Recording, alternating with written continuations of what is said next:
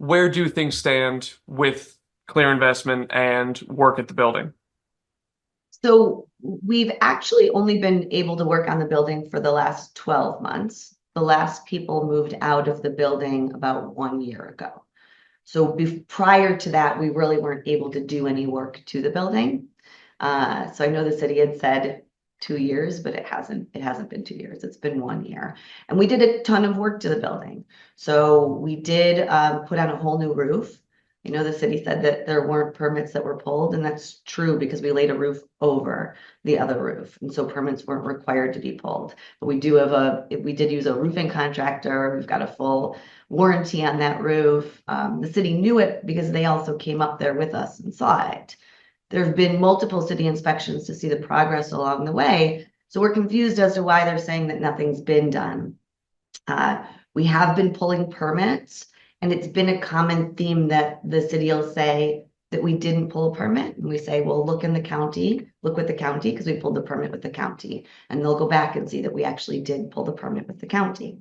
So the permits have been pulled for plumbing and for electrical work. A lot of what we're doing is repair and replace. It doesn't need permits on it.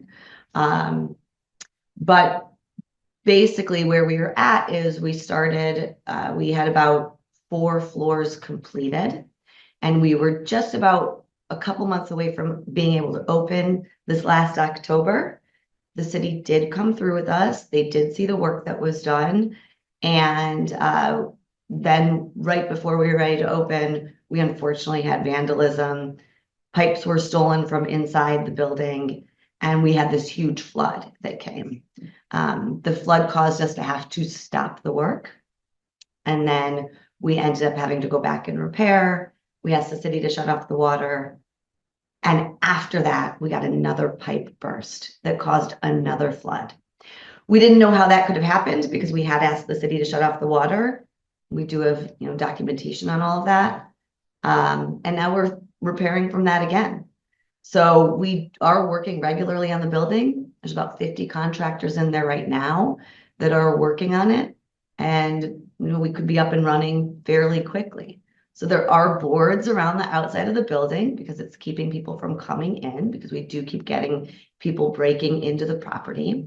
We have been in touch with the city on a very regular basis, but we've put a lot of money into this property, and we're getting closer to getting it open, but we have to keep taking some steps backwards.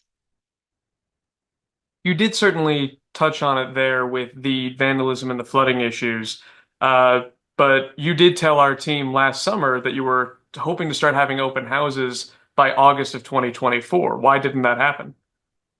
Well, we were just about ready in October, so we were a little bit further behind, and most of it was because of elevator delays and delays with our boiler coming in. We did put in a new water system, and that took a little while to get in. So there were some delays, but we were pretty close. And then we got stuck. So, With this second flood, in the court documentation from the city, it shows that there is at least half an inch of water throughout 8 floors, several feet in the basement, and of course it was spilling out the sides as well, and that's what eventually brought the fire department in. So, how long were your crews not in the building to allow that kind of flooding to build up? Or otherwise, if you're saying they were in the building, how did it build up to that degree? it was literally a matter of days. We had people just either the day before or a couple days before that were in there. So this was not an ongoing thing. It happened, and when we had already had the power and the water shut off. And so we did pause our contractors, but we were there, I want to say, a day or two before it happened. So the water was going for, we think it was one day. There is no water in the building now. The water has all been pumped out. We've gotten all the remediation. We're working on getting up any additional flooring that needs to be removed, but there's no more water in the building, and we're moving along. You, in the statement that you guys had provided to my colleague Dale Ostrander when he was working on this story right after the lawsuit became public, there was obviously that expression of confusion about what had come out. As it's been a few weeks now, obviously some time to digest. I'm sure, of course, lawyers have been looking at this. Where do you sit with why, in your opinion, would the city have escalated it to this point? If you're saying that you had been working with them along the way. Yeah, we're completely baffled by it, honestly. We have been in touch with them regularly. They did get to see all the work that was done in October. We do have emails back and forth with them. We originally actually had an agreement that was that's part of the court filings from when we purchased the building. It had our management agreement and what we were going to do to the property. And we followed all of that. It actually says that we weren't going to remove violations until we opened the building. There's certain violations that couldn't be removed until we were going to actually open the building. And that was part of that original court filing. So you can go back and see that, but we followed exactly what we said we were going to do. So when will you guys be responding in terms of court filing? Because I believe you have just about a week to do so. We're working on it now. So making sure that we get all of our details in. There's tons of emails back and forth, and everything that has been going on is pretty well documented through interactions with the city that's in writing. So our goal is to continue the project and get the building open as quickly as possible and provide more housing in Syracuse. It's what we did for our other buildings. Happy to show you how the other ones look, but the other buildings down the street are open and occupied and doing great. And we can't wait to get this one open and occupied too. Is the Vincent open and operational just yet? Or, the former Vincent? No, we're planning on opening that one soon as well. But that one also was the same problem as this one, where it took us a long time to get to a place where we could start working on that property. That was similar to this. We couldn't just start on day one. So, The delays that you've described, whether it be the vandalism or the flooding, some might point out that those are problems that the landlord or the owner needs to be on top of, needs to be able to prevent. Are you confident that those issues won't repeat and won't continue to hold up the project? both times that we flooded was from someone breaking into the building and causing problems. We do, the building is secured. It's boarded. It has fences, it has alarms, it has cameras. So it's easier now because we have power. The city kept us from having power for a little while, and that was difficult. Now we're back up and running, so should be okay. Once this is taken to court, it sounds like you're confident by your estimations, saying that the city's been with you for every step, your paperwork's in order, that a judge should look at this and be comfortable siding with you folks, whatever that looks like in legalese. Absolutely. I mean, we haven't stopped working on the project for the last year. So we do want to get it opened right now, and we're definitely on our way to doing that. Absolutely.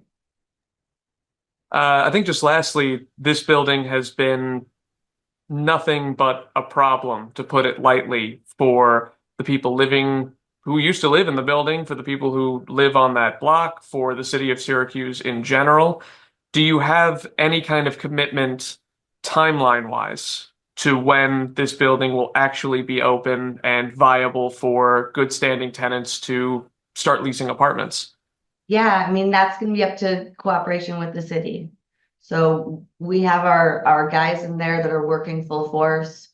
We have now we have the majority of 4 floors that are close to being ready to go. So it's really a matter of whether we can work together with the city and cooperate together with the city, or whether we have to fight along the way. And if we can all work together, we're really close to being able to open. Is that cooperation possible, given it sounds like you're saying the city is outright lying, in your opinion, with what they filed in court? Well, we're not really sure how there's such a large misunderstanding. I'm not going to call it I don't want to, speak ill of anyone. But we definitely, if the city is interested in having the building be opened and having tenants move in, we're very close. If the city wants to fight, then it is going to take longer. We're not quite sure why, because we are ready to go. We have the resources, we have the manpower, we are ready to push forward.